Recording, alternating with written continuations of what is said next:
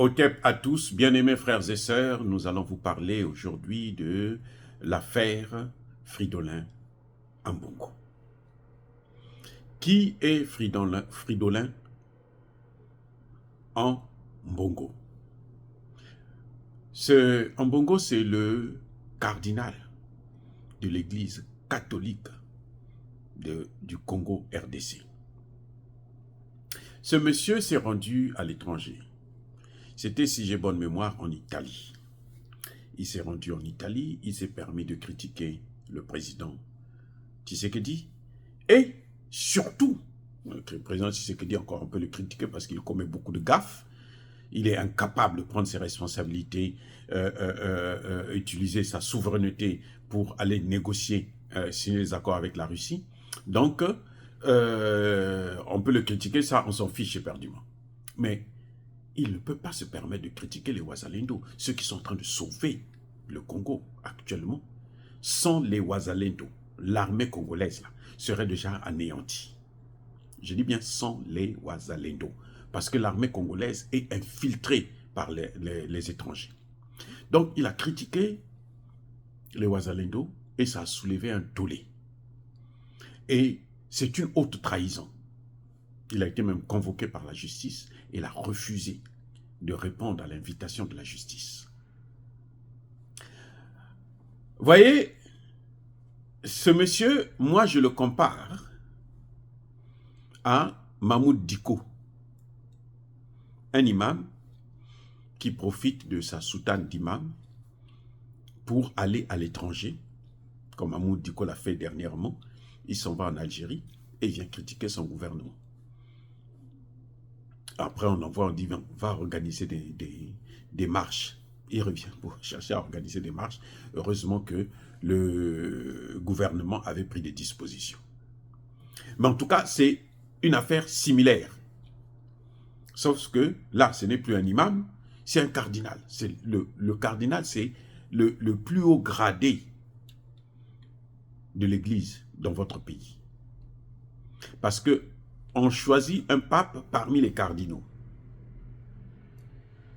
Donc lui, ce cardinal, il vient pour faire la politique. Vous voyez, il vient faire la politique et il ne prend pas la peine de condamner l'intervention rwandaise. C'est ça le grand problème. Il critique les patriotes, des gens qui se sont levés volontairement pour pouvoir sauver la nation. Et je dois signaler que, mais les Wazalendo là, ce sont les enfants, pour certains, ce sont les enfants de ces hommes et ces femmes que Kagame a tués. Et oui, Kagame en a tué 18 millions actuellement. Et donc, ces enfants-là se disent que non, on ne peut pas continuer comme ça. Nous devrons maintenant venger nos parents. Il y a la vengeance des parents, il y a la préservation, la protection des terres qui appartiennent à leurs ancêtres. Et surtout, il y a la protection, la souveraineté de l'État. Ce que ce Ambongo là ne comprend pas, ne connaît pas. Mais ça ne m'étonne pas, puisque vous savez, c'est l'Église catholique qui avait, le pape qui avait décrété l'esclavage. C'est une bulle papale qui avait demandé à ce que les Blancs puissent prendre les Noirs en esclavage. C'était pas comme ça, c'était pas par hasard. Hein. C'est un pape qui avait décidé cela. Nicolas V, si j'ai bonne mémoire. Donc, moi je ne suis pas surpris. C'est un pape, vous savez que c'est un pape, Jean-Paul II, qui est à l'origine de la dislocation de l'ex-URSS.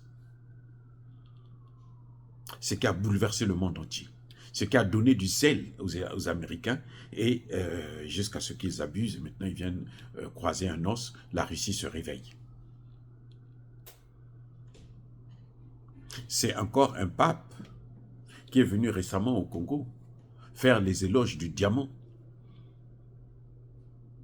critiquer Tshisekedi, indirectement, qui n'utilise pas sa souveraineté, ce qui est vrai d'ailleurs, oui, pour ça, je suis d'accord avec lui. Mais le problème là où je ne suis pas d'accord, c'est qu'il n'a pas critiqué, il n'a pas condamné le Rwanda, il n'a pas demandé à ce que le Rwanda puisse cesser son agression au Congo démocratique.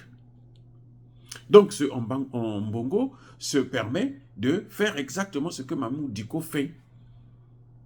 La politique dans la soutane. Non, qu'il enlève la soutane et qu'il se présente à la députation, au Sénat, ou je ne sais pas moi, à la présidence même, on s'en fout. Parce que monsieur vient dire que les Wazalendo, là, ce sont des bandits. Ce sont des voyous que Tshisekedi est en train d'armer. Ce n'est pas Tshisekedi qui les arme. Déjà, c'est un mensonge. Oui, ils collaborent avec l'armée, mais eux, les armes qu'ils prennent, ce sont les armes des Rwandais. C'est ça qu'ils prennent, qu'ils utilisent encore contre eux. Quand ils prennent les combattre, là, vous croyez qu'ils font quoi? C'est vrai que la collaboration avec l'armée est là.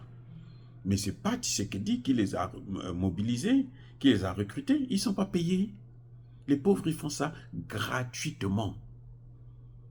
Pendant que Mbongo mange tranquillement au Vatican, plutôt à l'archevêché, là, il mange tranquillement très bien. Ils voyagent toujours en première classe. Alors qu'eux, ils sont en train de vivre dans la forêt, dans des conditions difficiles. Mais ils sont en train de sauver des vies humaines. Donc, vous voyez, ce comportement, c'est incroyable que l'Église catholique puisse oublier l'Évangile pour faire la politique. Que l'Église catholique puisse ignorer ce qu'on appelle la séparation de l'Église et de l'État. Et ça est même dans la Bible, hein, à César ce qui est à César, à Dieu ce qui est à Dieu. Ce n'est pas moi qui l'ai dit, c'est le maître de l'Église, le fondateur même de la foi chrétienne qui le dit. Et il ne respecte pas ça. Et quand il est interpellé par la justice, monsieur ne veut pas se rendre à la justice. Il fuit. Il refuse de partir. Parce qu'il sait que, au Congo, il y a beaucoup de catholiques. Et les catholiques ne comprennent pas que ce cardinal est un bandit qui veut faire la politique comme M. de Jourdain faisait de la prose, sans le savoir. Mais lui, je pense qu'il sait qu'il est en train de faire de la politique. Mais une mauvaise politique, une politique anti-nation, une politique contre son propre pays, une politique au profit des puissances occidentales. Est-ce qu'il veut être cardinal, c'est pour ça qu'il fait ça? Je n'en sais rien. Mais qu'il sache qu'il ne pourra jamais être cardinal avec un tel comportement. Parce que pour être cardinal, il faut quand même que ton pays te soutienne. Oui, on va le soutenir parce que, bon, les gens sont comme ils sont ridicules, comme ils ont soutenu Obama qui est venu déstabiliser tout le continent. Parce que comme c'est un noir, alors ça y est, on doit accepter tout ce qu'il propose. Mais je ne suis pas sûr que les Occidentaux, là, vont céder face à des gens comme ça. Mais là où il y a ce monsieur, le vrai problème qu'il n'a pas posé, c'est demander à Tshisekedi d'aller signer des accords avec la Russie. Ça, non, monsieur, ça ne lui regarde pas. Monsieur, lui, il faut qu'on donne des armes à des militaires qui sont, pour la plupart, corrompus. Dans l'armée congolaise, il y a 60 000 infiltrés et rwandais. Au moins 60 000. S'il n'y avait pas les Wazalendo, l'Est du Congo démocratique serait déjà occupé par Kagame. Sans les Wazalendo. Heureusement que les Wazalendo se sont réveillés et ont commencé à prendre le train en marche. Ce sont eux qui ont stoppé l'avancée de Kagame. Ce n'est pas l'armée congolaise, ce sont les Wazalendo. Et c'est depuis qu'eux, ils sont rentrés dans le jeu que l'armée congolaise est en train de revenir encore en puissance. Et ce sont eux qui sont à l'origine de toutes les arrestations des traîtres dans l'armée. Ils sont de beaucoup, puisqu'ils les voient, ils les connaissent. Eux, ils côtoient la population. Ils sont dans la population. Les deux colonels qui ont cédé la ville de Wingi, je crois, Windy, qui les avait dénoncés? Mais ce sont les Ouazalendo qui avaient compris tout de suite que eux, ils étaient à l'origine. C'était un coup monté. Donc, bref, ce cardinal s'est compromis lui-même en voulant faire de la politique, mais la mauvaise politique. La politique à l'occidentale. Et ils appellent ça la liberté de la presse. Non, quand un pays est attaqué, quand un pays est en guerre, même les cardinaux doivent prendre position pour soutenir leur État. Sinon, ils se mettent en ligne de mire et deviennent des cibles qu'il faut attaquer, politiquement parlant surtout. Voilà. Politiquement parlant, il faut les attaquer.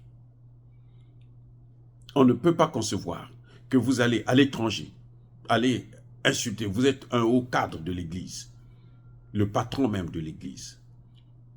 Vous êtes une voix.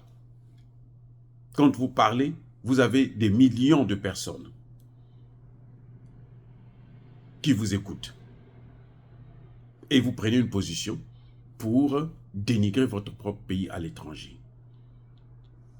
Pour salir ceux qui sont en train de sauver votre pays. Ça, ce n'est plus le christianisme.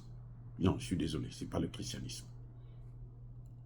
Je ne suis pas chrétien, mais je vous dis que ça, ce n'est pas le christianisme. Et l'Église catholique doit arrêter de faire la politique quand elle n'est pas habilitée à le faire. Elle devrait plutôt prier pour que la guerre s'arrête. Malgré toutes ces prières-là, la guerre ne s'est pas arrêtée. Il y a un problème. Parce que si effectivement les cardinaux sont des va-t-en-guerre, sont des corrompus, Dieu ne peut pas bénir un tel pays. Je suis désolé. Oh, bien-aimés frères et sœurs, dire cela, c'est inciter à la haine ou à la violence. Non. Encore une fois de plus, soyez bénis, je persiste et je signe, soyez abondamment bénis par le Dieu des Kémites et par nos ancêtres angélisés. Mais que tous ceux qui persécutent le continent africain le pillent et le déstabilisent, qu'ils soient noirs, blancs, chinois, arabes, juifs, indiens ou qui qu'ils soient punis, maudits, foudroyés, neutralisés, écrasés, effacés par le Dieu des Kémites et par nos ancêtres angélisés. Vive l'Afrique éternelle, j'ai dit et j'assume.